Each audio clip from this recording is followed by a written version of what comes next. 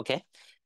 তো আমরা আন্তর্জাতিক ক্লাস শুরু করি। তো শুরু করার আগেই বলতে চাই যে ইন্টারন্যাশনাল থেকে যত মার্কস আসবে, এই মার্কসগুলোর ভিতর তোমার এত হেডেক নেওয়ার কিছু নাই। যেটা বলছিলাম যে আমরা আসলে ফোকাস দিব কিসের উপর? এই বাকি 96 নম্বরের উপর, ঠিক আছে? বাকি 96-এর উপর তোমার বেশি ফোকাস থাকতে হবে, ঠিক আছে? আর আশা করি আমাদের ক্লাস করলেই তোমার এই ভীতিটা একটু দূর হয়ে যাবে। তাহলে দেখো ভাইয়া, আমরা 17 তারিখ তুমি রেটিনার ডাইজেস্ট পাবা ইন্টারন্যাশনালের উপর। সেই ডাইজেস্ট পড়লেই, বইয়ের জন্য সেই ডাইজেস্ট পড়লেই আশা করি তোমার জন্য যথেষ্ট, ঠিক আছে? তাহলে আমরা ডাইজেস্ট পড়ে ইনশাল্লাহ তোমার জন্য এনাফ, ঠিক আছে? তাহলে অন্য কোনো বাজারের অন্য কোনো বই কেনার দরকার নেই। তাহলে 17 তারিখ আগ পর্যন্ত কি হবে, তোমাদের অফলাইনে মডেল টেস্ট পরীক্ষা হবে, এই পরীক্ষাগুলো দিতে থাকো। এবং 17 তারিখ আগ পর্যন্ত কিছু ফ্রি ক্লাস হবে, তোমাদের এটা রেকর্ডেড দেওয়া হবে।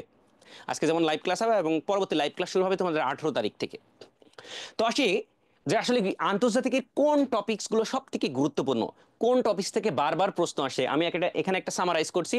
এই মোটামুটি আমার প্রশ্ন অ্যানালাইসিস করে দেখা গেছে এই কয়টা টপিকস থেকে মেডিকেল ভর্তি পরীক্ষায় যতদিন পর্যন্ত ইন্টারন্যাশনাল ছিল সেখান থেকেই প্রশ্ন আসে। বিশেষ করে সাম্প্রতিক সাম্প্রতিক থেকে ইন্টারন্যাশনাল প্রত্যেক বছরই প্রশ্ন দিয়ে দিত। এই সাম্প্রতিকের ভিতর কোনটা ইম্পর্টেন্ট? মার্কিন যুক্তরাষ্ট্রের নির্বাচন, তারপরে কপ, জলবায়ু যে কপ সম্মেলন হয়, আমরা জানি কনফারেন্স অফ পার্টিজের আন্ডারে। এখান থেকে ফিলিস্তিন ইসরায়েল সংকট, ইউক্রেন রাশিয়া যে যুদ্ধ, এই যে সংস্থা সম্মেলন, এটা সব থেকে ইম্পর্টেন্ট। সংস্থা সম্মেলন কবে হয়, কবে কি করা হয়, এবং সবচেয়ে গুরুত্বপূর্ণ আছে এর সদর দপ্তর কোথায়, তারপরে এই সংস্থা কতটি দেশ নিয়ে গঠিত। আমরা প্রশ্ন অ্যানালাইসিস করে দেখছি 2000 সালের পর থেকে এই যে 19-20 পর্যন্ত টোটাল এখান থেকে ইন্টারন্যাশনাল থেকে 8 থেকে 10টা প্রশ্ন আসছে এই সংগঠন থেকে, সম্মেলন থেকে। নোবেল পুরস্কার ভেরি ভেরি ইম্পর্টেন্ট তোমাদের জন্য এবার, যে 24 সালে নোবেল পুরস্কার কারা পাইছেন। খেলাধুলা, আমরা যদি একটু সামারাইজ করি যে সাম্প্রতিক থেকে খেলাধুলা অংশটা থেকে সব থেকে বেশি প্রশ্ন দিয়ে দিই। তাহলে ইন্টারন্যাশনালি এই সাম্প্রতিকের এই টপিকসগুলো তোমাদের জন্য এই সেশনের জন্য বেশি গুরুত্বপূর্ণ। বাকিগুলো গুরুত্বপূর্ণ, তবে আশা করি এই কাভারগুলো তোমাদের মিস, এই জিনিসগুলো কখনো মিস যাবে না, এই টপিকসগুলো।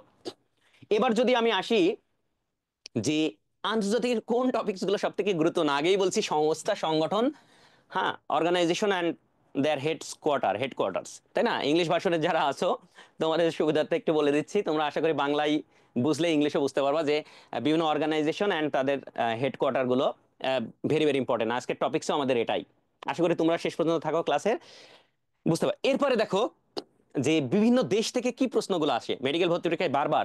একটা আছে রাজধানী, ঠিক আছে? আর একটা আছে মুদ্রা, আইনসভা, বিমানবন্দর, সব থেকে ইম্পর্টেন্ট বিমানবন্দর, সমুদ্র বন্দর। তারপরে বিভিন্ন বিদ্রোহী গোষ্ঠীগুলো, এই যে সিরিয়াতে, সিরিয়ার কিছুদিন আগে একটা বিদ্রোহী গোষ্ঠী জয়লাভ করলো আমরা জানি, তাই না? HTS।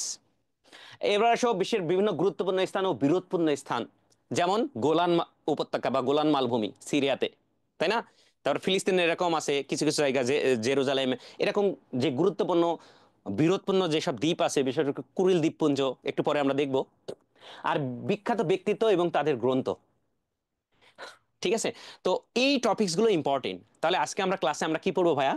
তোমরা শেষ পর্যন্ত ক্লাসে থাকো। আশা করি যে সংগঠন, বিভিন্ন ধরনের সংগঠন আছে এবং তার যে সদর দপ্তরগুলো আছে, আজকের ক্লাস করলে আশা করি তোমার এই সংগঠন এবং তাদের সদর দপ্তর আহ, আশা করি আর ভুল হবে না কখনো ইনশাল্লাহ। তাহলে আশা করি তোমরা ক্লাসে মনোযোগী হবে।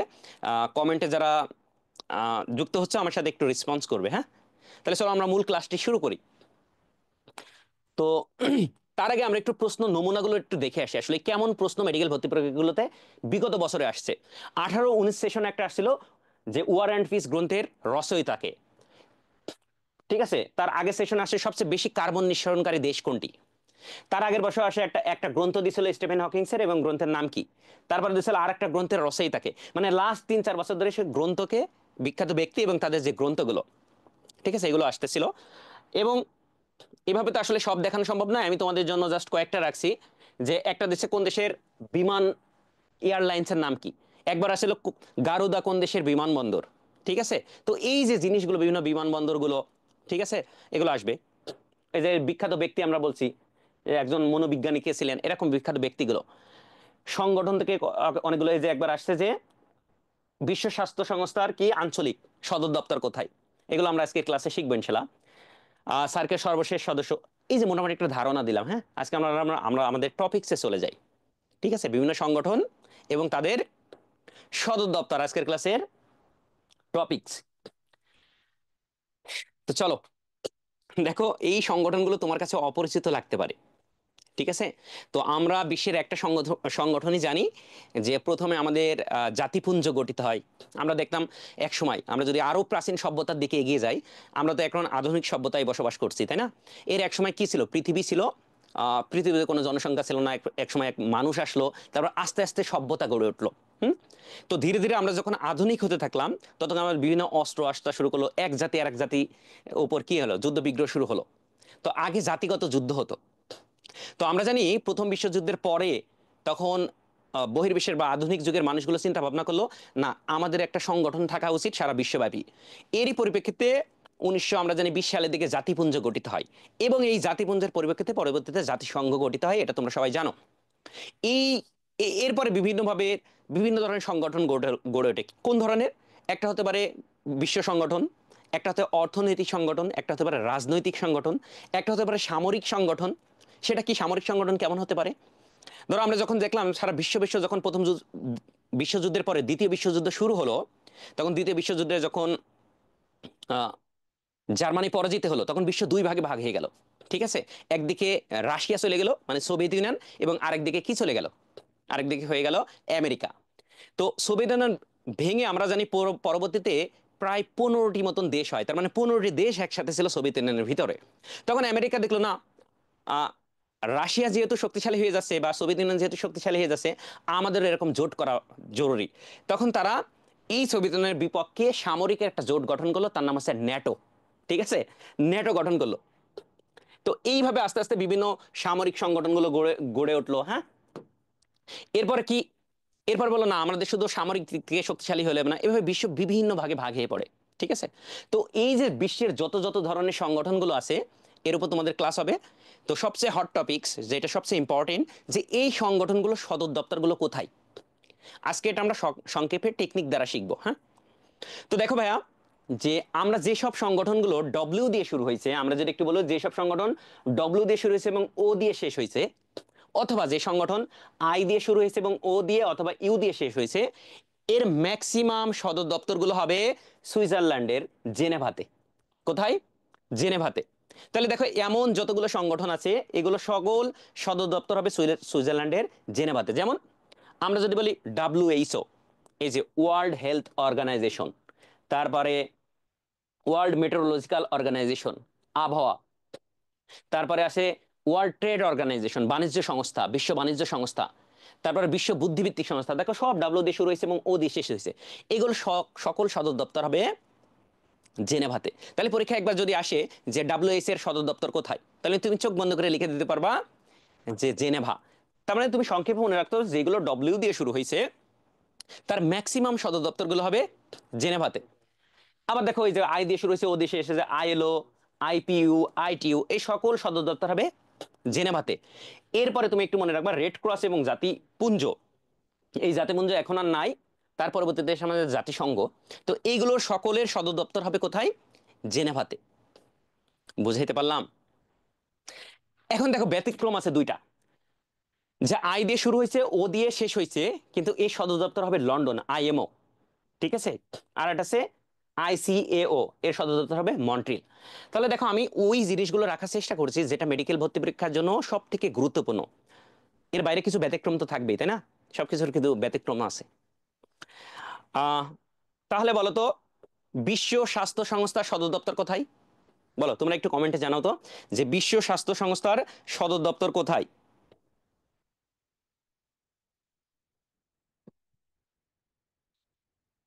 ওকে, এবার চলো আমরা শুরু করি বাকি যে সংগঠনগুলো আছে। দেখো সবচেয়ে মজার বিষয় দেখো, আহ, যাদের সদর দপ্তর নিউ ইয়র্কে অবস্থিত এবং যেগুলো ইম্পর্টেন্ট মেডিকেল ভর্তি পরীক্ষার জন্য। তাহলে আমি সেই টপিক্সটা একটু বুঝিয়ে দিই। দেখো ইউনিসেফ, ইউনিফেম, ইউএন ওমেন, হ্যাঁ, তারপরে ইউএনডিপি, ইউএনএফএ, এগুলো দেখে তুমি এগুলোর আসলে জীবনও তোমার মনে থাকবে না, ঠিক আছে? এই জন্য আমি সংক্ষেপে একটা টেকনিক শেখাচ্ছি। দেখো যাদের সদর দপ্তর হবে নিউ ইয়র্কে, কিভাবে?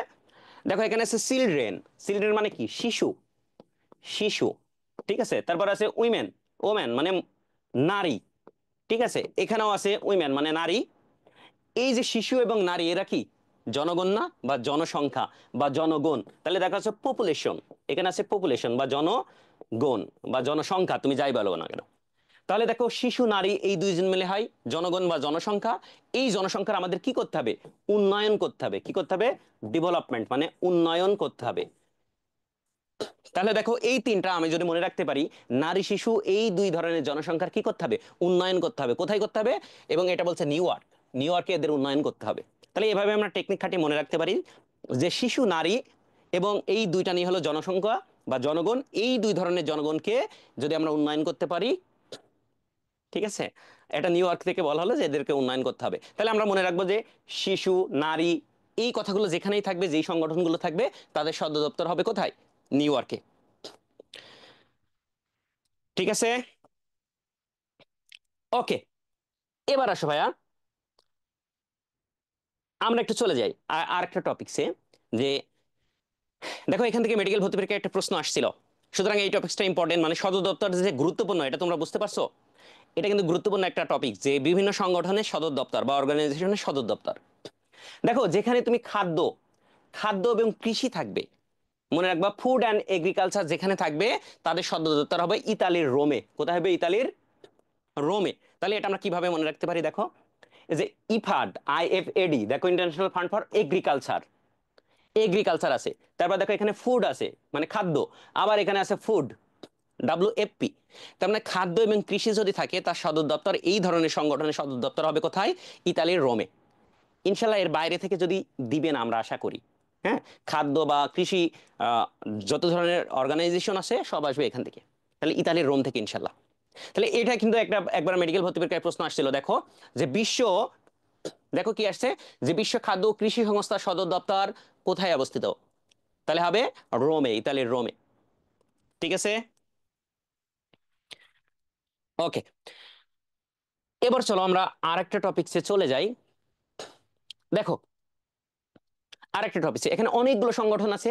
তোমার আশা করি আজকে সকল সংগঠনের সদর দপ্তর যেগুলো গুরুত্বপূর্ণ সেগুলো আজকের ক্লাসে মুখস্থ হয়ে যাবে। দেখো আন্তর্জাতিক অর্থ সংক্রান্ত, মানে ইন্টারন্যাশনাল ফাইন্যান্স নিয়ে যেখানে কথা বলা হবে, সেখানে সবগুলো সদর দপ্তর হবে ওয়াশিংটন ডিসিতে। কোথায় হবে? Washington DC. মানে আন্তর্জাতিক অর্থ সংক্রান্ত যত আলাপ হবে বা যত ধরনের সংগঠন থাকবে, সবকিছুর সদর দপ্তর হবে ওয়াশিংটন ডিসি। সেটা কিভাবে মনে রাখতে পারি? দেখো IMF, আমরা জানি ইন্টারন্যাশনাল মনিটারি ফান্ড, আন্তর্জাতিক মুদ্রা তহবিল, এটা মুদ্রা মানে কি? অর্থ। তার মানে এটা হবে ওয়াশিংটন ডিসিতে।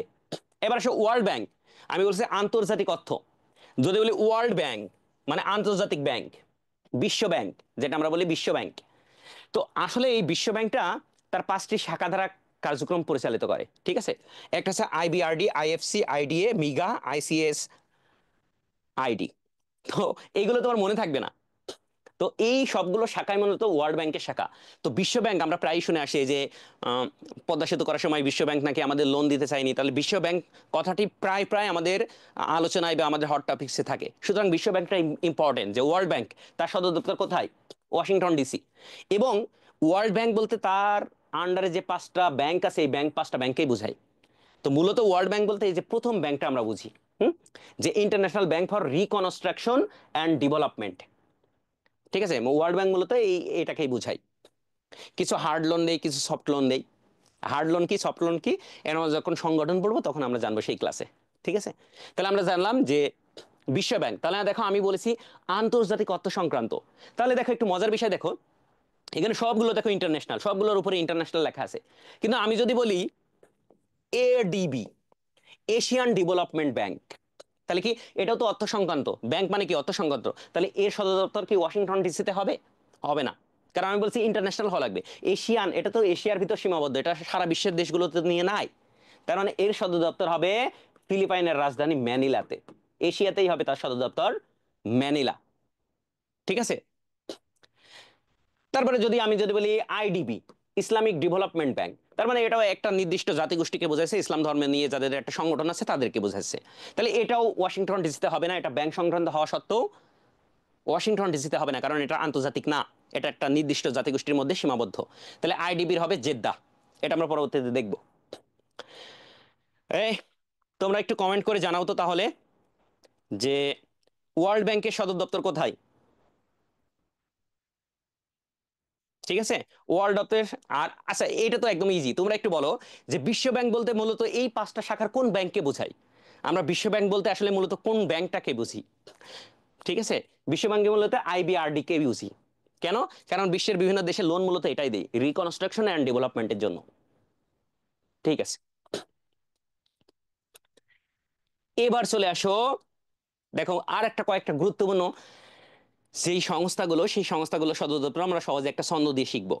সেটা কি ভাইয়া? দেখো, দেখো, আমরা একটা ছন্দ লিখেছি যে ভিয়েনা আণবিক শক্তি দিয়ে শিল্প, মাদক ও অপরাধ দমন করে। কে করে? ভিয়েনা করে। ভিয়েনা কার রাজধানীর নাম? অস্ট্রিয়ার রাজধানীর নাম ভিয়েনা। জানতো তোমরা এটা? কে কে জানতো একটু কমেন্ট করে জানাও। তার আগে বলো তো, অস্ট্রিয়া কোন মহাদেশে অবস্থিত? আসলে তোমাদের কাছে অনেক কঠিন লাগবে, তাই না? এত কিছু লাগবে না, তুমি শুধু আজকে জানাও, আজকের ক্লাসে জানাও যে মহাদেশ আছে কয়টা। এতটুকু তো জানা উচিত যে মহাদেশ কয়টা, একটু পরে আমরা দেখব। ঠিক আছে, মহাদেশ আছে কয়টা, এতটুকু তো পারা উচিত নাকি? তাহলে দেখো, অস্ট্রিয়া আমাদের ইউরোপ মহাদেশ, সেই ইউরোপের একটা অস্ট্রিয়া দেশ আছে, সেই দেশের রাজধানী আছে ভিয়েনা। সেই ভিয়েনাতে কতগুলো অঞ্চলের সদর দপ্তর আছে, কতগুলো সংস্থার অর্গানাইজেশনের হেডকোয়ার্টার আছে, সেগুলো কি কি? আমরা বলছি ভিয়েনা আণবিক শক্তি দিয়ে শিল্প, মাদক ও অপরাধ দমন করে। তাহলে দেখো, দেখো, অ্যাটমিক এনার্জি মানে কি? আণবিক শক্তি। আণবিক শক্তি, অ্যাটমিক এনার্জি, তাহলে ইন্টারন্যাশনাল অ্যাটমিক এনার্জি এজেন্সি এর সদর দপ্তর হবে ভিয়েনাতে। তারপরে বলছি আমরা ড্রাগ অ্যান্ড ক্রাইম, মাদক অ্যান্ড অপরাধ। তাহলে ড্রাগ অ্যান্ড ক্রাইমের সদর দপ্তর হবে international united nations office drug and crimes এর, এটা হবে ভিয়েনাতে। তারপর দেখো industrial, international united nations industrial development organisation, শিল্প, এর সদর দপ্তর হবে ভিয়েনাতে। তাহলে দেখো আমরা একটু ছন্দটা সহজে লিখতে পারি যে ভিয়েনা আণবিক শক্তি দিয়ে শিল্প, মাদক ও অপরাধ দমন করে। বুঝছো? এই যে, মাশাল্লাহ, তোমরা তো অ্যাটলিস্ট এটা লিখতে পারছো যে মহাদেশ আছে সাতটা। তাহলে এবার একটু তোমরা জানাও তো ভাইয়া, যে সারা পৃথিবীতে কতটা মহাসাগর আছে? মহাসাগর কতটা আছে? মহাসাগর কতটা আছে? যে ভাইয়া এত সহজ প্রশ্নও আসবে? এর থেকে সহজ প্রশ্ন আসবে ভাইয়া। তোমাদেরকে বারবার আমরা বলছি যে তুমি ইন্টারন্যাশনাল নিয়ে মাথা ঘামানোর তোমার কিছু নাই, তুমি 4 মার্কস ছেড়ে দাও দরকার হয়। তুমি বাকি 96 নাম্বারের উপর ফোকাস করো, ইনশাল্লাহ তোমার চান্স হয়ে যাবে। আর যারা খুব প্যানিকড হচ্ছে, আমাদের ক্লাসগুলো করো, আমরা যেভাবে গাইডলাইন দিই এটা ফলো করো। আশা করি ইনশাল্লাহ এটা তোমার জন্য এনাফ হবে। হুম। এই তো মাশাল্লাহ। দেখো, একই সাথে আজকের ক্লাসে তুমি কিন্তু অনেকগুলো শিখে যাচ্ছ যে জাতিসংঘের অপরাধ দমন সংস্থার নাম কি, তারা এখানে UNODC, United nation on drug and crimes, এগুলো কিন্তু একবারে শিখে যাচ্ছ।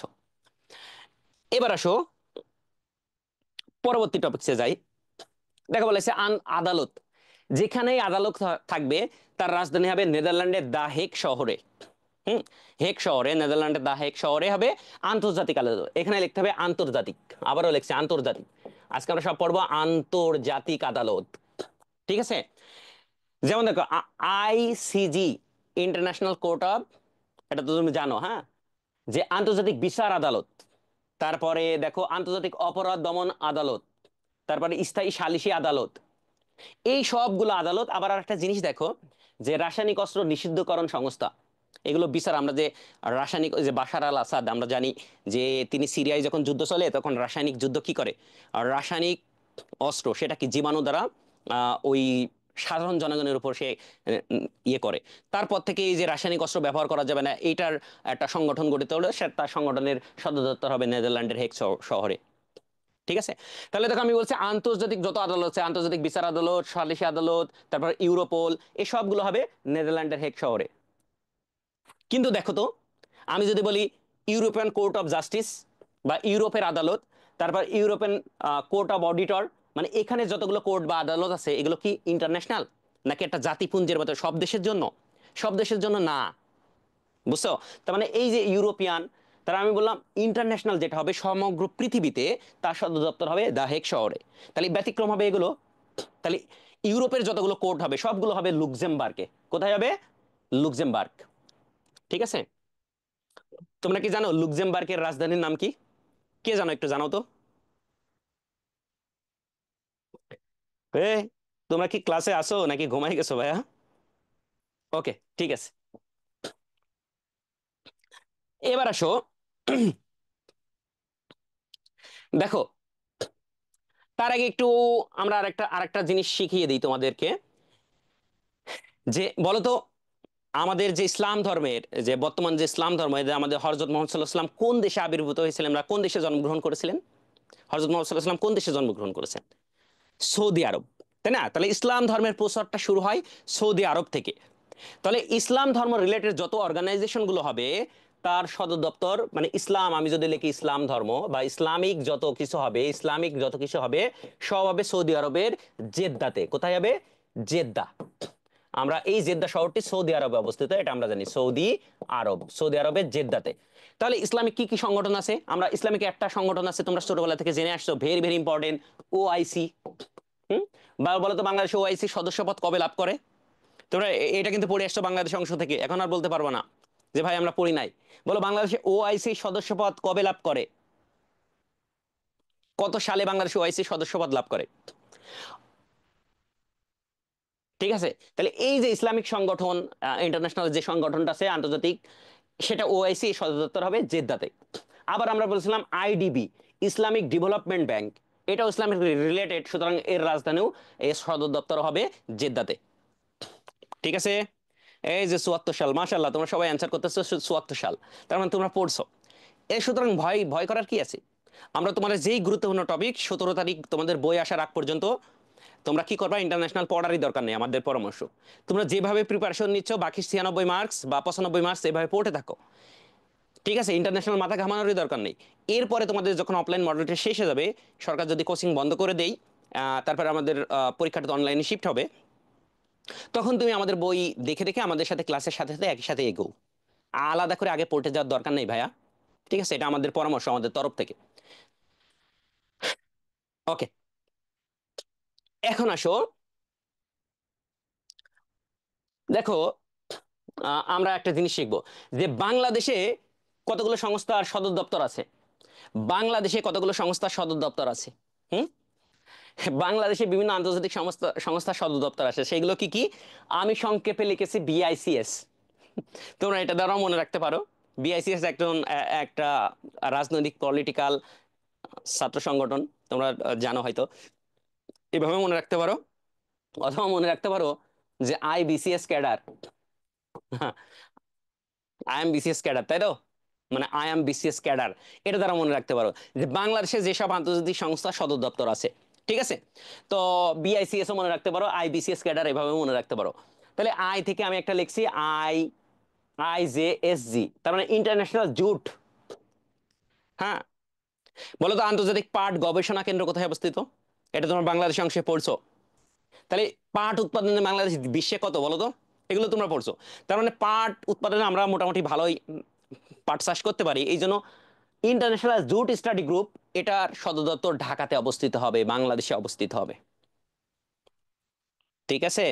সুতরাং এবার আসো, বি থেকে মনে রাখবো বিমস্টেক। বি থেকে কি মনে রাখবো? বিমস্টেক, বে of Bengal initiative for multi sectoral technical and economic cooperation. দেখো, এটাই মেডিকেল ভর্তি পরীক্ষা একবার আসছিল, যে বিমস্টেকের সদর দপ্তর কোথায়। পরীক্ষা আসছিল কিভাবে জানো? এভাবে আসে নাই, আসছিল বিমস্টেক কোন ধরনের সংগঠন। দেখো, তাহলে তোমরা একটু বলো তো বুদ্ধি খাটিয়ে, বিমস্টেক কোন ধরনের সংগঠন হবে? দেখো, বিমটেক্স বলা হয়েছে টেকনিক্যাল অ্যান্ড ইকোনমিক কোঅপারেশন, তার মানে অর্থনৈতিক সংগঠন। এটাই পরীক্ষা আসছিল, যে অপশনে ছিল অর্থনৈতিক, রাজনৈতিক, সামরিক। তাহলে কি অ্যান্সার হবে বলো তো? অর্থনৈতিক। বিমস্টেক কোন ধরনের সংগঠন? একটা অর্থনৈতিক সংগঠন। ঠিক আছে। ঠিক আছে।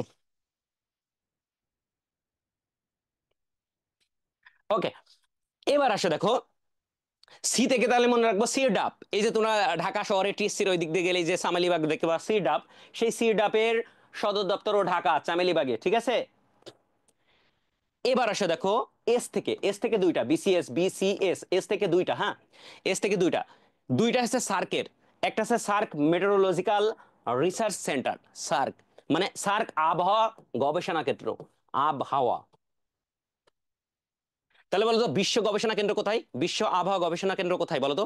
একটু আগে পড়ে আসছিলাম, ওয়ার্ল্ড মেটেরোলজিক্যাল অর্গানাইজেশন কোথায় ছিল? বিশ্ব আবহাওয়া কেন্দ্র কোথায় ছিল, একটু আগে পড়াইছিলাম। তাহলে দেখো, একটা বিশ্ব আবহাওয়া কেন্দ্র আর একটা আছে সার্ক আবহাওয়া কেন্দ্র। এই সার্ক আবহাওয়া কেন্দ্রর সদর দপ্তর ঢাকাতে অবস্থিত। আর একটা সার্কের আছে সার্ক এস দিকে, আরেকটা হয় যে সার্ক এগ্রিকালচারাল ইনফরমেশন সেন্টার। এটা দুভাবে আসতে পারে, যে সার্ক কেন্দ্র কোথায় অবস্থিত বা সার্ক তথ্য গবেষণা কেন্দ্র কোথায় অবস্থিত, দুইটা হবে ঢাকাতে। এটা যেভাবে আসুক, হ্যাঁ। তাহলে এইটা গুরুত্বপূর্ণ একটা তথ্য তোমাদের জন্য। ঠিক আছে, এই তো মাশাল্লাহ, তোমরা সবাই সুন্দরভাবে অ্যান্সার করতে পারছো। তাহলে আমরা প্রতিদিন এভাবে ছোট ছোট টপিকস করে তোমাদেরকে শিখিয়ে দেবো এই 17 তারিখের মূল ক্লাস, 18 তারিখের মূল ক্লাস শুরু হওয়ার আগ পর্যন্ত ইনশাল্লাহ। এবার আসো ভাইয়া, দেখো সদর দপ্তর নাই। এই তোমরা কি ব্যস্ত? তোমরা কি বিজি হয়ে পড়ছো? এই ক্লাস বাদ দিয়ে তোমরা কি অন্য কাজে বিজি, নাকি বিজি না? আমি আশা করি তোমরা কেউ বিজি না, ঠিক আছে? তোমরা কেউ ব্যস্ত না বা বিজি না। তাহলে এই বিজি না মানে এদের সদর দপ্তর নাই। তাহলে বি থেকে মনে রাখবো ব্রিক্স, বি থেকে মনে রাখবো ব্রিক্স। জি থেকে দেখো G7, G20, G77, G77, ঠিক আছে? তাহলে আমরা বিজি না। না থেকে মনে রাখবো ন্যাম, নন অ্যালাইনমেন্ট মুভমেন্ট। এটা কি? জোট নিরপেক্ষ আন্দোলন, জোট নিরপেক্ষ সম্মেলন। আমরা এটা বারবার পড়ে আসছিলাম সে 5 আগস্টের আগ পর্যন্ত। এটা খুবই ভেরি ভেরি ইম্পর্টেন্ট ছিল। যে তোমরা একটু বলো তো, এটা আমরা তোমাদেরকে ক্লাসে পড়িয়েছিলাম যে বঙ্গবন্ধু প্রথম কোন সম্মেলনে অংশগ্রহণ করে। এই সেই সম্মেলন, ঠিক আছে? এই সেই ন্যাম।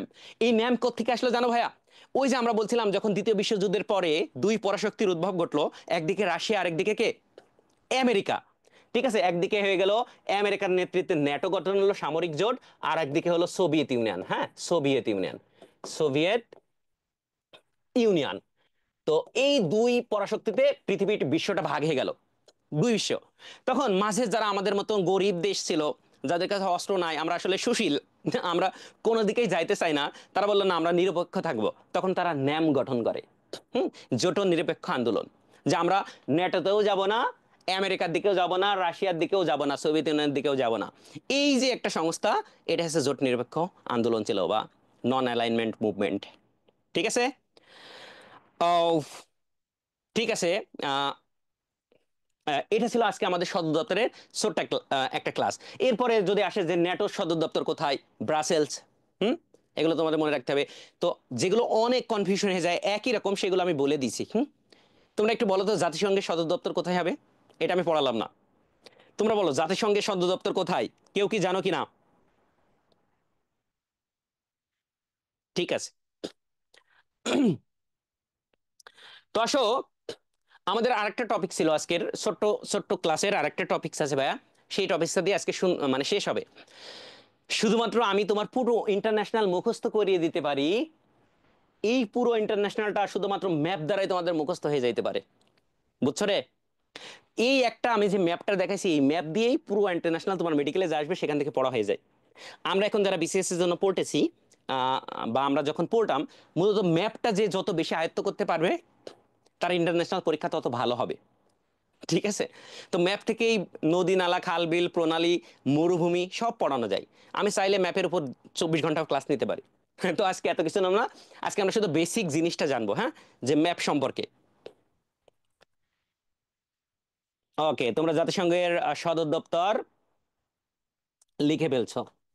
ওকে, ঠিক আছে। চলো আমরা ম্যাপ শুরু করি। ম্যাপের ক্লাসটা শুরু করি। তো পৃথিবী তো আমরা জানি গোল।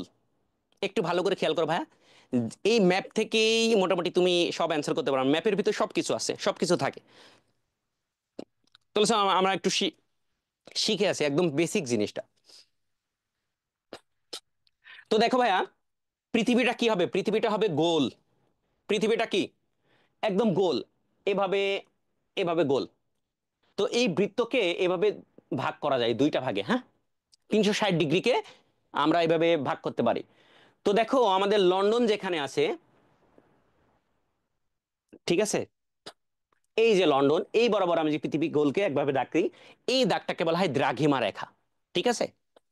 তো আবার এই দিকে আমি একটা দাগ টানতে পারি, এই যে এটাকে ভাই বিষুব রেখা বা অক্ষরেখা, হ্যাঁ, বা মূল মধ্যরেখা, তুমি যাই বলো। আমার দাগটা একটু সোজা হবে, বাঁকা হয়ে গেছে, এটা একদম স্ট্রেট লাইন হবে, ঠিক আছে। তো এইভাবে পৃথিবী উত্তর দক্ষিণে এবং পূর্ব পশ্চিমে ভাগ করা যায়, এটাকে বলা হয় 0 ডিগ্রি। তো 0 ডিগ্রি থেকে এখানে যত ডিগ্রি কোণে আসবো, এখানে আসলে এখানে মনে করো একটা কোণ তৈরি করবে, এভাবে যত ডিগ্রি কোণে আসবো, এভাবে এইভাবে আস্তে আস্তে আস্তে আস্তে আমাদের বাংলাদেশটা কোথায় আছে দেখো, এই আমাদের এখানে আছে বাংলাদেশ। এভাবে ভাগ করতে করতে তাহলে দেখো একদম 90 ডিগ্রি বাংলাদেশের অবস্থান আমরা জানি যে 88 থেকে 92 ডিগ্রির মধ্যে। তার মানে এই 90 ডিগ্রিও বাংলাদেশের ভিতর দিয়ে গেছে। আমরা জানি 1 ডিগ্রি সমান, 1 ডিগ্রি সমান 4 মিনিট, 1 ডিগ্রি সমান 4 মিনিট। তাহলে 90 ডিগ্রি সমান কয় মিনিট হবে? 360 মিনিট। 360 মিনিট মানে কয় ঘন্টা ভাইয়া? 6 ঘন্টা। এই জন্য বা লন্ডন থেকে, এই জন্য লন্ডন থেকে বাংলাদেশের সময়ের ব্যবধান আছে 90 ডিগ্রি। 90 ডিগ্রি মানে কি? 90 গুণ 4, 1 ডিগ্রি মানে 4 মিনিট, 360 ডিগ্রি, 60 মিনিট। 360 মিনিট মানে 60 দ্বারা ভাগ করলে আমরা ঘন্টা পাবো, মানে 6 ঘন্টা। তার মানে লন্ডন থেকে, মানে এই দ্রাঘিমের রেখা থেকে তুমি পূর্ব দিকে যত যাবা প্লাস করতে হবে সময়টা তত, তাহলে বাংলাদেশ লন্ডন থেকে 6 ঘন্টা প্লাস হবে। এবং এই 0 ডিগ্রি যত পশ্চিম দিকে যাবা, যত পশ্চিম দিকে যাবে তত মাইনাস করতে হবে সময়টা। আশা করি তোমরা বুঝতে পারছো। এটা গেল আবার বাংলাদেশ থাকলো, তাহলে বাংলাদেশ এই যে দ্রাঘিম রেখার পূর্ব দিকে অবস্থিত, এবং আমাদের যে বিষুব রেখা আছে বা মূল মধ্যরেখার উত্তর দিকে অবস্থিত, এটা উত্তর, এটা দক্ষিণ, ঠিক আছে। তো এই যে মূল মধ্যরেখা থেকে এখানে এটা 0 ডিগ্রি, তাহলে এভাবে ডিগ্রি বাড়বে, এভাবে ডিগ্রি বাড়বে, এভাবে ডিগ্রি বাড়তে বাড়তে যেখানে 23.5 ডিগ্রি হবে উত্তরে, আবার 23.5 ডিগ্রি দক্ষিণে, ঠিক আছে। তো 23.5 ডিগ্রি উত্তরে যেই রেখাটা, একটা রেখা চলে যাবে, এই রেখার একটা বিশেষ নাম আছে কর্কট ক্রান্তি রেখা। এবং এই রেখাটা দেখা একদম বাংলাদেশের উপর দিয়ে গেছে, এখানে বাংলাদেশ, বাংলাদেশের একদম উপর দিয়ে গেছে। তাহলে এই প্রশ্নটা প্রায়ই আসে যে বাংলাদেশের উপর দিয়ে কোন কাল্পনিক রেখা গেছে? 23.5 ডিগ্রি উত্তর অক্ষরেখা গেছে, এই উত্তর অক্ষরেখার নাম আছে, কি নাম বলো তো, তোমরা বলো। ট্রপিক অফ ক্যান্সার, তাই তো, বা কর্কট ক্রান্তি রেখা। আর এই যে দক্ষিণ দিক দিয়ে 23.5 ডিগ্রি যে রেখা আছে দক্ষিণে অবস্থিত, এটাকে বলা হয় মকর ক্রান্তি রেখা। তো এটা ছিল আমাদের সময়ের ক্লাসিফিকেশন বা সময়ের ভাগটা। ভেরি গুড, একজন লিখছো, হৃদয় লিখছো ভাইয়া, যে গ্রিনিস মান মন্দির, ওই যে 0 ডিগ্রি মানেই এটা লন্ডনের একটা মন্দির আছে, সেই মন্দিরের উপর দিয়ে এই রেখাটা গেছে। ওকে, এটা গেল বেসিক কথাবার্তা। এবার আমরা শিখবো এই যে মহাদেশ, মহাসাগর, তোমাদেরকে প্রশ্ন করছিলাম যে বাংলাদেশে পৃথিবীতে কয়টা মহাসাগর আছে। তো মনে রাখবা, পৃথিবীটা আসলে এই যে বৃত্তাকারের একটা বোল নিলা বা একটা বাটি নিলা, সেই বাটির উপর এক বাটি পানি, এবং এই এক বাটি পানির ভিতর কয়েকটা মুড়ি ছেড়ে দাও, এই মুড়িগুলো মনে করবা এটা স্থলভাগ, এবং এই পানির উপর এভাবে মুড়িগুলো যেভাবে ভেসে থাকে, পানির উপর এভাবে স্থলভাগটা ভেসে আছে, ঠিক আছে। তো এভাবে আমাদের 5টা বড় বড় মহাসাগর আছে, দেখো এখানে দেখতে পাচ্ছ বিশাল। আমরা একটু কালিটা চেঞ্জ করে নিই, দেখো এখানে এসে বিশাল একটা মহাসাগর, এই মহাসাগরের নাম আছে ভারত মহাসাগর, ঠিক আছে। তো এখানে দেখো বিশাল একটা সাগর আছে এই পাশে আর এই পাশে, এই পাশে এই পাশে কেন, পৃথিবীটা গোল, তাহলে দুই পাশে হবে প্রশান্ত মহাসাগর, এভাবে রাউন্ড করলে দুইটা এক হয়ে যায়, ঠিক আছে। তাহলে এটা হবে আমার প্রশান্ত মহাসাগর, সবচেয়ে বড় মহাসাগরের নাম আছে প্রশান্ত মহাসাগর। তাহলে এখানে একটা 1 নম্বরে পাইলাম প্রশান্ত মহাসাগর, এখানে পেলাম ভারত মহাসাগর, দুইটা। এটাকে উত্তর দিক, একটা ম্যাপের প্রথম দিকটা হবে অবশ্যই উত্তর দিক, আর নিচের দিকটা হবে দক্ষিণ দিক। তাহলে এই দিকে থাকবে উত্তর মহাসাগর, এখানে একটা সাগর আছে উত্তর মহাসাগর, এবং এখানে একটা সাগর আছে দক্ষিণ বরাবর, একে বলা আমরা দক্ষিণ মহাসাগর, ঠিক আছে। তাহলে গেল উত্তর দক্ষিণ, প্রশান্ত এবং ভারত মহাসাগর। এবং দেখো এই মাঝখানে আসে আটলান্টিক মহাসাগর। হুম, এই মহাসাগরে যে তোমরা বিখ্যাত মুভি দেখছো, হুম, বলো, বিখ্যাত মুভি টাইটানিকের পরিচালক কে ছিলেন? ভেরি ভেরি ইম্পর্টেন্ট, ইন্টারন্যাশনাল পরীক্ষার জন্য তোমাদের এটা আসতে পারে। আমরা জানি এই আটলান্টিক মহাসাগরে টাইটানিক ডুবে গেছিল, এটা বাস্তব ঘটনা। আহ, এই বাস্তব ঘটনা একটা মুভি বানাইছে, টাইটানিক, তাই না? তো টাইটানিক আটলান্টিক মহাসাগরে ডুবে যায়। এই টাইটানিক মুভির পরিচালক কে ছিলেন, তোমরা কি জানো কেউ? এই, জানো কি না? ওকে, ঠিক আছে, তোমাদের কমেন্ট একটু দেখি। একজন লেখছে ক্রিস্টোফার নোলান। না রে ভাই, হয় নাই। James Cameron, very good. একজন লিখছে ভাই জেমস ক্যামেরুন। ওকে, তাহলে আমরা মহাসাগর দেখে গেলাম, এবার আমরা মহাদেশগুলো একটু দেখবো ভাইয়া। দেখো, আশা করি ম্যাপটা একটু পরে আমি জুম করব, একটু পরে আমি জুম করব। তার আগে দেখো তুমি ভাইয়া, আমরা আগে 7টা মহাদেশের ভিতর একটু পড়ে দিই। দেখো, এইটার নাম হচ্ছে উত্তর মহাদেশ, যেটা হচ্ছে প্রশান্ত মহাসাগর এবং আটলান্টিক সাগরের মাঝখানে অবস্থিত, মহাসাগরের মাঝখানে। দেখো, এই দিকে আছে প্রশান্ত মহাসাগর, এই দিকে আছে আটলান্টিক মহাসাগরের মাঝখানে একটা বিশাল দ্বীপ আছে। এই দ্বীপ, এটাকে বলছি আমি উত্তর মহাসাগর, উত্তর মহাদেশ। এটাকে বলছি আমি দক্ষিণ মহাদেশ। তো উত্তর মহাদেশের সবচেয়ে বড় দেশের নাম আছে কানাডা। ঠিক আছে, এগুলো আমরা জানি। তাহলে আমরা যদি, আমাদের যদি প্রশ্ন আসে যে উত্তর মহাদেশ আসলে কোথায় অবস্থিত, বাংলাদেশের কোন থেকে, এটা এটা যদি বাংলাদেশ হয়, বাংলাদেশের কোন দিকে হবে? পশ্চিম দিকে। তাহলে পশ্চিম দিকে, বাংলাদেশ থেকে পশ্চিম দিকে আছে আফ্রিকা, তারপরে আছে উত্তর মহাদেশ, তারপরে আছে দক্ষিণ মহাদেশ। ঠিক আছে, তো আমরা একটা জিনিস শিখলাম। এখন আসো, এই জিনিস, এই দেখো, আমি একটু লিখি, এটা আমাদের বাংলাদেশ। তাহলে দেখো, উত্তর মহাদেশ দক্ষিণ মহাদেশ আমাদের পড়া শেষ, একটু আমরা জুম করব। তোমাদের সুবিধার্থে আমরা একটু জুম করব ভাইয়া। কেন জুম করব? কারণ আমরা এখানে 3টা মহাদেশ আছে, এই 3টা মহাদেশগুলো আমরা পড়বো। তো দেখো, আমরা 2টা মহাদেশ পড়ে বলছি, উত্তর এবং দক্ষিণ মহাদেশ। আহ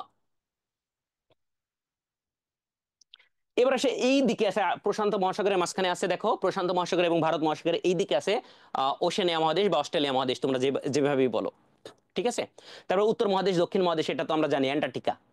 ঠিক আছে, এগুলো তো আমরা জানি। আর গুরুত্বপূর্ণ যেই মহাদেশ তোমাদের জন্য সব থেকে ইম্পর্টেন্ট মেডিকেল ভর্তি পরীক্ষার জন্য, সেটা হচ্ছে এশিয়া এবং ইউরোপ। তো দেখো, এখানে যদি আমি আরেকটু জুম করি, এই পার্টটা যদি আরেকটু জুম করি, ব্যাস, এটা এনাফ। তো দেখো, এই যে এই রিজিয়নটা দেখো, এশিয়া, আমি একটু মার্ক করে দিই। ঠিক আছে, সরি, এদিক থেকে যাবে, এদিক থেকে যাবে, এই দিক থেকে এই অংশটাকে বলছি আমি টোটাল, এই অংশটাকে বলছি আমি এশিয়া।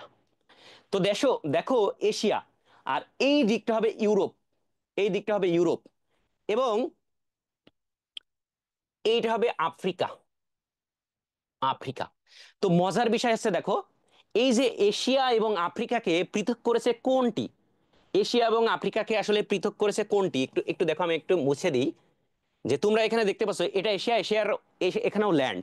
এই দুই ল্যান্ডের মাঝখানে দেখো একটা সাগর আছে, এটাকে বলা হয় লোহিতা সাগর। তোমরা দেখতে পাচ্ছ কিনা, দেখো এখানে একটা লোহিতা সাগর আছে। তাহলে এশিয়ার ভূখণ্ড থেকে আফ্রিকাকে পৃথক করেছে এই লোহিত সাগরটা। ঠিক আছে, এই লোহিত সাগরটা এশিয়া থেকে আফ্রিকাকে পৃথক করে ফেলছে। এবং এখানে একটা কৃত্রিম খাল খনন করা হয়েছে, যেটা ভূমধ্য সাগরে যে লেগে গেছে, এটাকে বলা হয় সুয়েজ খাল। তাহলে এশিয়া থেকে আফ্রিকাকে পৃথক করেছে কোন সাগর?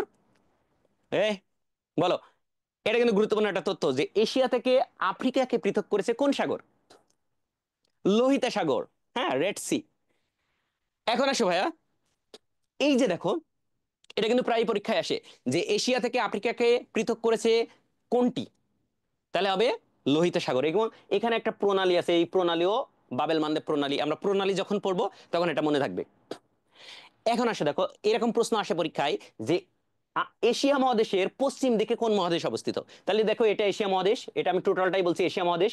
তাহলে এশিয়া মহাদেশের পশ্চিম দিকে আফ্রিকা মহাদেশ অবস্থিত, তারও পশ্চিমে অবস্থিত আমেরিকা, উত্তর মহাদেশ বা দক্ষিণ মহাদেশ, আমেরিকা আর ব্রাজিল।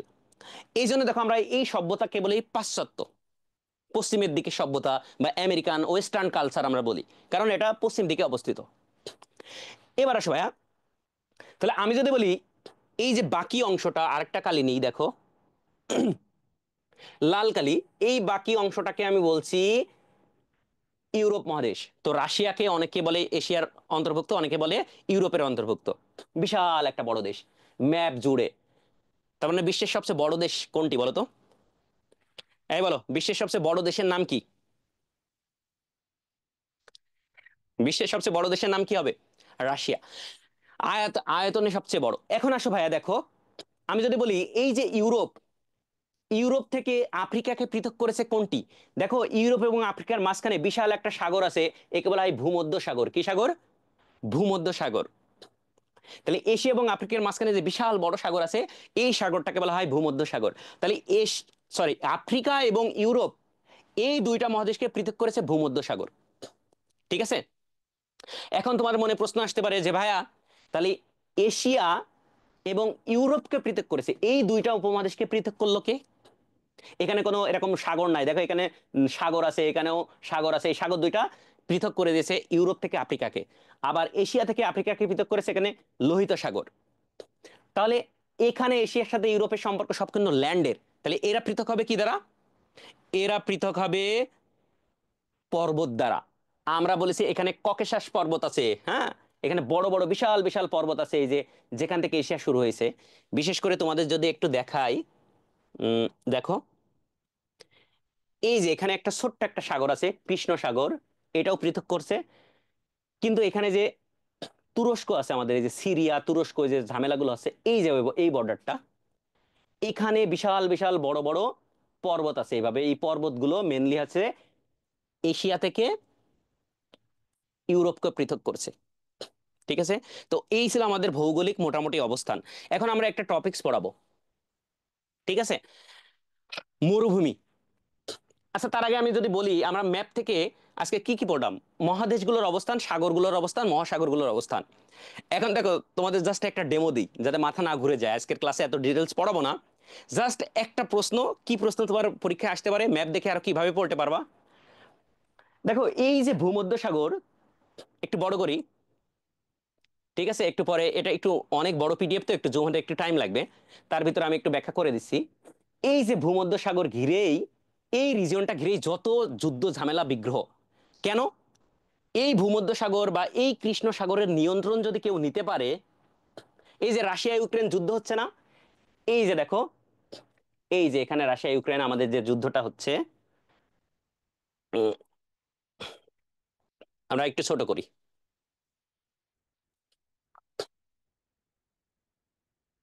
দেখো সাগর মহাসাগরের অবস্থান আশা করি তোমরা বুঝছো। তো এখানে যে কৃষ্ণ সাগর আছে না ভাইয়া, দেখো এই যে কৃষ্ণ সাগর, এই কৃষ্ণ সাগর ইউক্রেনের অধীনে ছিল, এখানে ছিল ক্রিমিয়া। তো এই কৃষ্ণ সাগর এখানে ছিল ক্রিমিয়া, আর এখানে কিন্তু রাশিয়া আছে। এই ক্রিমিয়া দখল করে নিয়েছে রাশিয়া 2014 সালে। কারণ যখন সোভিয়েত ইউনিয়নের ভিতরে ছিল, একটা ব্যাকগ্রাউন্ড বলে দিই, ওই যে দ্বিতীয় বিশ্বযুদ্ধের পরে এই ইউক্রেন রাশিয়া সব কিন্তু একটা দেশ ছিল, সোভিয়েত ইউনিয়ন। তো সোভিয়েত ইউনিয়নের ভিতরে যখন ছিল তখন এই ক্রিমিয়া ইউক্রেনকে দিয়ে দিয়েছিল রাশিয়া। পরে তো যখন রাশিয়া ভাগ হয়ে গেল, তখন এই আহ, ইউক্রেনের আরেকটা নতুন রাষ্ট্রের জন্ম হলো, তারপরেও ইউক্রেনকে দিচ্ছিল। কিন্তু পরবর্তীতে রাশিয়া দেখলো যে এই ক্রিমিয়া অনেক গুরুত্বপূর্ণ, এই জন্য ক্রিমিয়া 2014 সালে দখল করে নেয় রাশিয়া। তারপর তো যুদ্ধ শুরু হয়ে গেল। এই কৃষ্ণ সাগর কিন্তু গুরুত্বপূর্ণ। তাহলে প্রশ্ন এভাবেও আসতে পারে যে কৃষ্ণ সাগরের তীরবর্তী দেশগুলো কোনটা? বুঝছো আমার কথা, যে কৃষ্ণ সাগরের তীরবর্তী দেশগুলো কোনটা? আবার মানে আমি জাস্ট আজকে পড়াচ্ছি না, জাস্ট তোমাদের প্রশ্নের প্যাটার্নটা বুঝাইছি যাতে তোমার মাথাটা না ঘুরে যাইতে পারে। তারপর তোমাদের জন্য ইম্পর্টেন্ট, আরো ইম্পর্টেন্ট যদি প্রশ্নগুলো আমি একটু বলি, যেমন দেখো এখানে ভারত, এই যে দেখো এটা ভারত, আর এটা আমাদের বাংলাদেশ, সুন্দর বাংলাদেশ। ঠিক আছে। তো বাংলাদেশের এখানে আছে বঙ্গোপসাগর। পরীক্ষা আসতে পারে বঙ্গোপসাগরের তীরবর্তী দেশ কোনটি? ঠিক আছে। আবার এই বঙ্গোপসাগরের পরে এখানে আছে আরব সাগর, দেখো আরব সাগর, এই যে আরব সাগর। পরীক্ষা আসতে পারে আরব সাগরের দেশ নয় কোনটি? তাহলে দেখো আরব সাগরের ভিতর ভারত আছে, এপাশে ইরান আছে, এবারে ওমান আছে, ঠিক আছে, পাকিস্তান আছে, এই যে পাকিস্তানের একটা অংশ আছে। তো এইভাবে প্রশ্ন আসতে হবে, মানে ম্যাপ যে যত বেশি আয়ত্ত করতে পারবা তার জন্য তত বেশি সুন্দর হবে। তো আমি আশা করি তোমাদের জন্য একটু কঠিন যে এই কয়দিনের ভিতর এত পড়া। তাহলে আজকে আমি জাস্ট ভৌগোলিক অবস্থান বলেছি, আর একটা জিনিস পড়াবো ম্যাপ থেকে, মরুভূমি। আশা করি তোমার সব মুখস্থ হয়ে যাবে। তো তোমাকে বোঝায় এত প্রেশার নেওয়ার কিছু নাই, তুমি ক্লাসে মনোযোগী থাকো, ইনশাল্লাহ তোমার ক্লাসটা মুখস্থ হয়ে যাবে আশা করি বাকিগুলো। তো আর একটা গুরুত্বপূর্ণ যদি আমরা বলে দিই, ঠিক আছে, আমরা ছন্দ দিয়ে দিয়ে শিখাবো। দেখো এখানে এখানে আছে বাল্টিক সাগর, এখানে দেখো এই যে ইউরোপের, হ্যাঁ বাল্টিক সাগর আছে। তো পরীক্ষা একবার মানে সবচেয়ে গুরুত্বপূর্ণ বিশেষ পরীক্ষা একবার আসছিল যে বাল্টিক রাষ্ট্র নয় কোনটি? তাহলে বাল্টিক সাগরের তীরে যেই রাষ্ট্রগুলো অবস্থিত সেটা হবে বাল্টিক সাগর। ঠিক আছে। তারপরে আসবেন এই যে স্ক্যান্ডিনেভিয়ান দেশগুলো কোনগুলো? তোমরা যারা পাইরেটস মুভিগুলো দেখছো, যে পাইরেটস সেই মুভিগুলোতে বলা হচ্ছে যে এই যে বাল্টিক সাগরের তীরবর্তী সুইডেন, নরওয়ে, তারপর এই দেশগুলো মেনলি এসে ডেনমার্ক বিশেষ করে, এরা ছিল পাইরেটস। এরা কি করতো? এই সাগর থেকে এখানে এসে পাইরেটস করতে আসতো, ডাকাতি করতে আসতো। হুম। তো এই রিজনকে বলা হয় স্ক্যান্ডিনেভিয়ান দেশ সমূহ। এর আমরা ছন্দ দ্বারা মনে রাখবো, ফিডে আসুন, ফিনল্যান্ড, ডেনমার্ক, এগুলো আমরা শিখবো পরবর্তী ক্লাসে, এগুলো নিয়ে ডিসকাশন না করি। এখন যে জিনিসটা পড়বো ম্যাপের,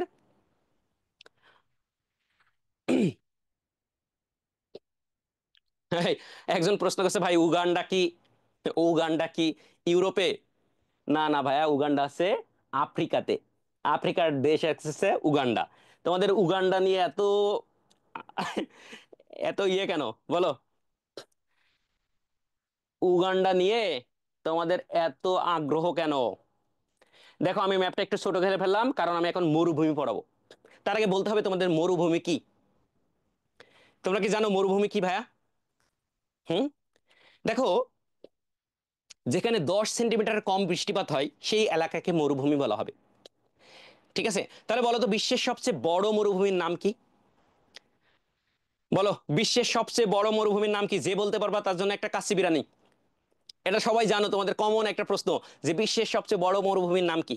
তার মানে আমরা শিখলাম যেখানে বৃষ্টিপাত হয় না, 10 সেন্টিমিটারের কম বৃষ্টিপাত হয় বছরে। এখন বলতে পারো ভাইয়া বৃষ্টিপাত 10 সেন্টিমিটার কেমনে হয়? আসলে বৃষ্টিপাত রেইন গেজ মিটার দ্বারা মাপা হয়। রেইন গেজ মিটার কি? যখন বৃষ্টি হবে একটা জায়গায় একটা পাত্র রাখা হয়, খালি খালি আকাশের নিচে, যেখানে কোনো ছাদ থাকবে না সেই খালি আকাশের নিচে, বা বিস্তীর্ণ আকাশের নিচে একটা খালি পাত্র রেখে আসা হয়। বৃষ্টির পানি ওই পাত্রে পড়ে যত মিটার পর্যন্ত ওঠে বা যত সেন্টিমিটার পর্যন্ত ওঠে সেটাকে আমরা সেন্টিমিটার বলি বা মিটার বলি। ঠিক আছে।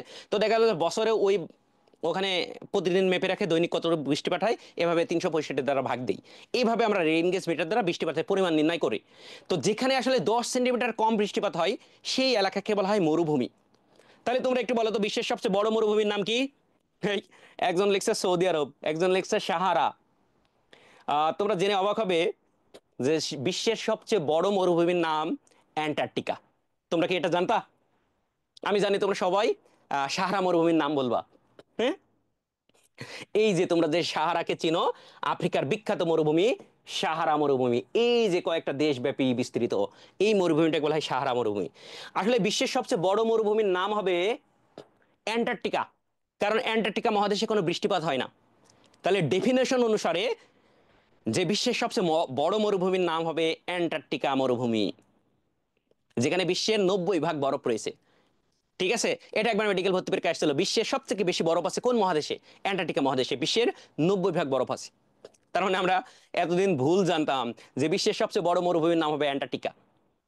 তাহলে দেখো মরুভূমি দুই ধরনের, একটা হচ্ছে শুষ্ক মরুভূমি আর একটা হচ্ছে আর্দ্র মরুভূমি। তো বিশ্বের সবচেয়ে বড় শুষ্ক মরুভূমি হবে সাহারা, সবচেয়ে বড়। দেখো কতগুলো দেশব্যাপী, এখানে মিশর, লিবিয়া, আলজেরিয়া, সবচেয়ে বেশি অবস্থিত হচ্ছে আলজেরিয়াতে, মৌরিতানিয়া। ঠিক আছে। তো এই দেশগুলোতে আহ বিশ্বের সবচেয়ে বড় শুষ্ক মরুভূমি আছে। তাহলে পরীক্ষায় যদি আসে সাহারা মরুভূমি কোথায় অবস্থিত, তাহলে আফ্রিকার কয়েকটা দেশ, মধ্য আফ্রিকাতে এই সাহারা মরুভূমি অবস্থিত। তাহলে বিশ্বের সবচেয়ে শুষ্ক মরুভূমির নাম হবে, সবচেয়ে শুষ্ক বড় মরুভূমির নাম হবে সাহারা মরুভূমি। বিশ্বের সবচেয়ে বড় শুষ্ক মরুভূমির নাম হবে সাহারা মরুভূমি। আর পরীক্ষায় যদি বিশ্বের সবচেয়ে বড় মরুভূমি কোনটি, তাহলে হবে অ্যান্টার্কটিকা। আর যদি উল্লেখ করে দেয় শুষ্ক মরুভূমি, তাহলে হবে সাহারা। আর যদি উল্লেখ করে না দেই বিশ্বের সবচেয়ে বড় মরুভূমি কোনটি এবং অপশনে যদি অ্যান্টার্কটিকা না থাকে, তখন তুমি সাহারা দাগাইতে পারবা। মানে বিশ্বের বড় মরুভূমি বলতে শুষ্ক মরুভূমিকেই বুঝাইছে। ওকে, লিবিয়া। এবার আসো, এখানে একটা মরুভূমির নাম জানি কালাহারি মরুভূমি, ভেরি ভেরি ইম্পর্টেন্ট। তাহলে আমি যেই মরুভূমিগুলো দাগিয়ে দিচ্ছি ইনশাল্লাহ এগুলো পড়লেই তোমার পরীক্ষার জন্য এনাফ। তাহলে সবচেয়ে বড় মরুভূমি জানলাম শুষ্ক মরুভূমি সাহারা, এবং আফ্রিকার এই যে নামিবিয়া, নামিবিয়া দেশে একটা মরুভূমি আছে কালাহারি মরুভূমি, এটা বিখ্যাত একটা মরুভূমি কালাহারি। এখন আসো, এই যে দেখো আমাদের চেঙ্গিস খানের যে বংশধর ছিল মঙ্গোলিয়া। হুম আমরা বলি না যে চেঙ্গিস খান, প্রায় বাংলাদেশ অংশ আমি ইতিহাস পড়াইতে যে তোমাদের চেঙ্গিস খানের গল্প করছিলাম। তো এই যে চেঙ্গিস খানের যে দেশটা মঙ্গোলিয়া, যার রাজধানী উলান বাটোর। ঠিক আছে, এই মঙ্গোলিয়া দেশ এবং চীনের মাঝখানে একটা মরুভূমি আছে, এই মরুভূমির নাম আছে গোবি মরুভূমি। ভেরি ভেরি ইম্পর্টেন্ট, মেডিকেল ভর্তি পরীক্ষায় আসার মতন, যে গোবি মরুভূমি কোথায় অবস্থিত হবে? চীন এবং মঙ্গোলিয়াতে অবস্থিত হবে। অপশনে দুইটা দেশে যে কোনো একটা দেশ দিয়ে দিবে যে গোবি মরুভূমি কোথায় অবস্থিত হবে। আচ্ছা বলো তো ভারতে কোনো মরুভূমি আছে? বলো তো ভারতে কোনো মরুভূমি আছে? তোমাদের তোমাদের কি মনে হয়, ভারতে কোনো মরুভূমি আছে?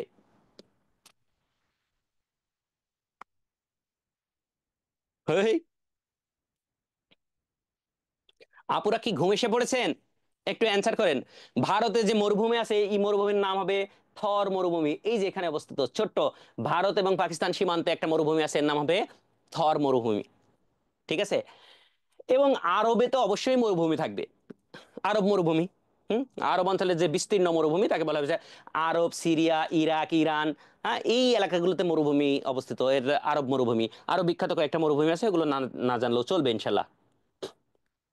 ঠিক আছে, তাহলে আমরা চলে আসলাম যে এই এলাকাগুলোই মরুভূমি আছে।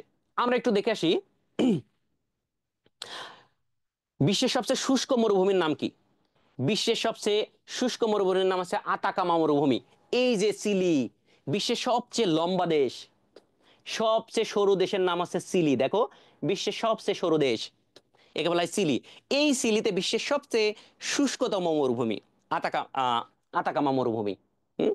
তোমাদের বোটানি চ্যাপ্টার পড়াইতে যে আমরা পড়াইছিলাম যে আতাকামা মরুভূমি একটা ছন্দ দিছিলাম, তাই না, যে আতাকামায় পানি থাকে না, তাই না।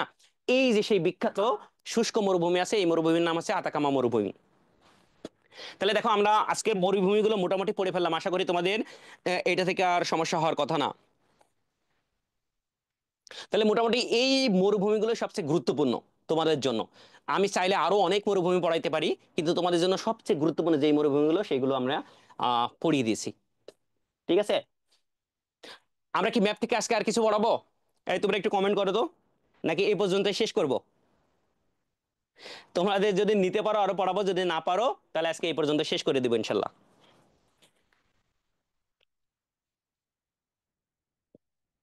ঠিক আছে।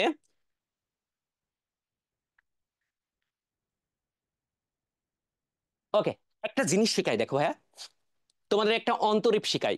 যেহেতু এটা ম্যাপ, ম্যাপ থেকে একটু পড়ানোই যায় যে অন্তরীপ জিনিসটা কি। ঠিক আছে, তো দেখো, এই যে ভারতীয় ভারত, ভারত মহাসাগর, হ্যাঁ, এখানে যে ভারত আছে, ভারত আছে, এখানে একটা গল্প আছে। এই আইল্যান্ডে তোমরা যারা পাইরেটস এর মুভিগুলো দেখছো, বা প্রাচীন সভ্যতা এইভাবেই গড়ে উঠছে, হ্যাঁ। এই যে ডেনমার্ক, আইল্যান্ড, যুক্তরাজ্য, এরা কি করতো, নৌকা নিয়ে পৃথিবী ভ্রমণে বের হয়ে যাইতো। হ্যাঁ, তো এখানকার নাবিকরা আসলে স্থলপথে তখন এমন রাস্তা ছিল না, বিমানও ছিল না, তো একমাত্র পথ ছিল নৌপথ। তারা নৌকায় করে, জাহাজে করে এভাবে বিভিন্ন মহাদেশ ভ্রমণ করতো। তো এইভাবে ভ্রমণ করতে করতে একসময় আমেরিকায় যেয়ে উঠলো। হুম। তো এই জন্য এই কাহিনী আমরা জানি, কলম্বাস আমেরিকা আবিষ্কার করে। তো ওরা মূলত আসতে চাইছিল এই ভারতীয় উপমহাদেশে আসতে চায়, কারণ ভারতীয় উপমহাদেশ আগে থেকেই সমৃদ্ধ ছিল। ঠিক আছে, তো এখান থেকে কিছু নাবিকরা আস্তে আস্তে আস্তে আস্তে এই বরাবর আস্তে আস্তে যখন এখানে চলে আসলো, এই যে আফ্রিকা মহাদেশ, আফ্রিকা মহাদেশের এখানে একটা যে সর্বশেষ যে স্থলভাগ, একটা মরুভূমি সরু অঞ্চলের সর্বশেষ স্থলভাগকে বলা হয় অন্তরীপ। হুম। এটাকে বলা হয় উত্তম আশা অন্তরীপ, বা উত্তম আশা অন্তরীপ, বা এটা কেন উত্তম আশা বলা হতো, কারণ এখানে আসতে আস্তে আস্তে নাবিকরা এখানে এসে যখন থেমে গেল, ওরা এসে ভাবছে যে যে এটাই মনে হয় ভারতীয় উপমহাদেশ। হ্যাঁ, পরবর্তীতে না, এটা তো ভারত না। তো ওরা এখানে একটা ল্যান্ডমার্ক করে রাখলো। পরবর্তীতে যখন এই তীর ঘেঁষে আবার আসতে শুরু করলো, তখন তারা ভারতীয় উপমহাদেশ বা এই ভারত সাগর, ভারত মহাসাগর ঘেটে ভারতীয় উপমহাদেশে চলে আসতে পারলো। তো নাবিকরা যখন এখান থেকে এদিক থেকে আসতো, আস্তে আস্তে যখন এই পয়েন্টটাই আসতো, তখন ওর একটা আশার সঞ্চার হতো যে আমরা না, ভারতে সঠিক পথেই আছে, পথ হারায়নি। এই জন্য এটাকে বলা হয় উত্তম আশা অন্তরীপ। হ্যাঁ, Cape of Good Hope English নামে বলা হতো সম্ভবত এমন।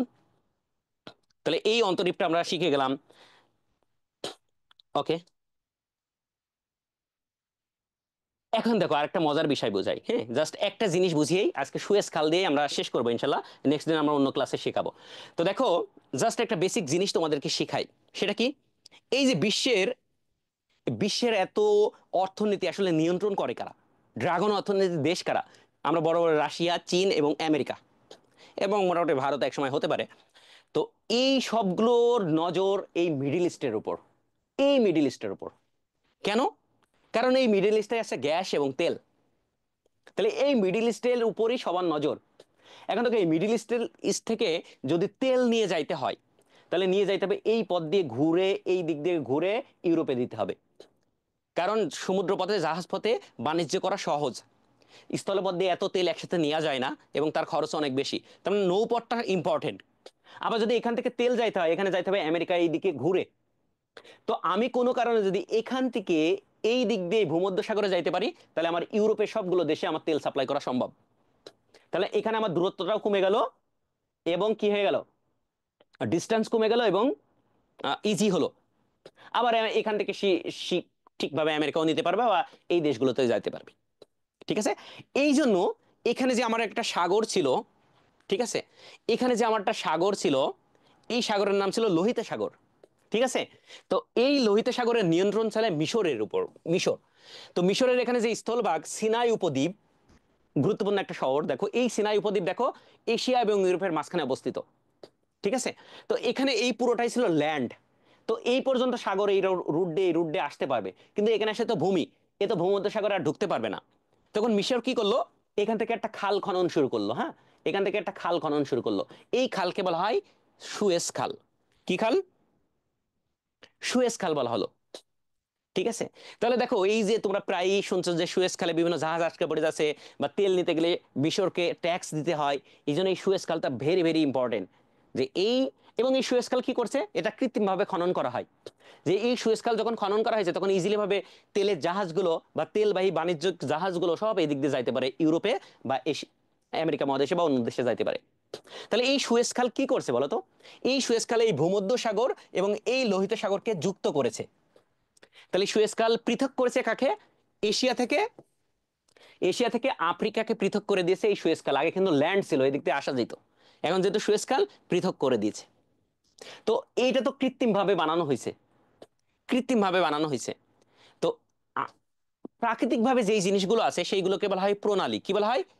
প্রণালী। যেমন দেখো এখানে, এখানে আছে এডেন উপসাগর। আমরা এখানে বলছিলাম ভারত মহাসাগর, তার নিচে আছে প্রশান্ত মহাসাগর।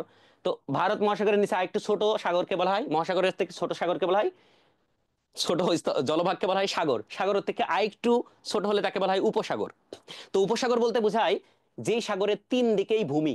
দেখো এটা একটা ওমান উপসাগর, কারণ এই দিকেও স্থলভাগ, এই দিকেও এই দিকেও একদিকে খোলা। তো এই তিন দিকেই যে স্থলভাগ দ্বারা বেষ্টিত এই সাগরগুলো বলা হয় উপসাগর, বা জলরাশিকে বলা হয় উপসাগর। তো দেখো এখানে আছে এডেন উপসাগর এবং এখানে আছে লোহিত সাগর। এই দুই সাগরকে যুক্ত করে দিয়েছে ছোট্ট একটা প্রণালী, ছোট্ট একটা জায়গা। এটাকে বলা হয় প্রণালী। এটাকে বলা হয় প্রণালী। প্রণালী। তাহলে প্রণালী জিনিসকে আমরা কি বললাম? দুইটা সাগর বা দুইটা মহাসাগর বা দুইটা জলভাগকে সংযুক্ত করে। তাহলে দুইটা জলভাগকে সংযুক্ত করে একটা প্রণালী।